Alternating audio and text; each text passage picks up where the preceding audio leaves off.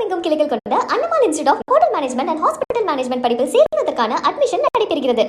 தமிழக வெற்றி கழக ஆட்சியில் ஒரு மாதத்திற்குள்ளாகவே பாலியல் குற்ற சம்பவங்கள் 100% தாண்டி அதிகரித்து விட்டது என பாஜக மாநில தலைவர் நயினார் நாகேந்திரன் தெரிவித்துள்ளார். சென்னை ஸ்டான்லி அரசு மருத்துவமனையில் பேட்டியளித்த அவர், முதலமைச்சர் விஜய் உடனடியாக பதவி விலக வேண்டும் என்று தெரிவித்தார். இன்று காலையில் 3 வயது பெண் குழந்தை,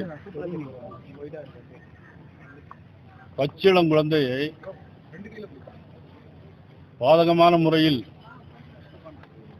இன்றைக்கு பாலியல் வன்கொடுமை செய்து முள்வேலியில் தூக்கி வீசியிருக்கிறார்கள்.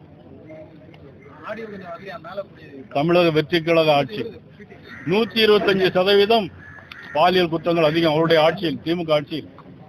ஆனா இன்னைக்கு பாத்தீங்கன்னா இப்பவே 100% தாண்டி போய் கொண்டிருக்கு. 20 மணி நேரத்தில் 40. இந்த ஆட்சி ஒரு விஷ கிருமி. இந்த முதலமைச்சர் முதுகெலும்பில்லாத முதலமைச்சர். சட்டத்தை கையில் எடுத்து சட்டத்தை பாதுகாக்க தவறிய முதலமைச்சர் உடனடியாக ராஜினாமா பண்ண வேண்டும்.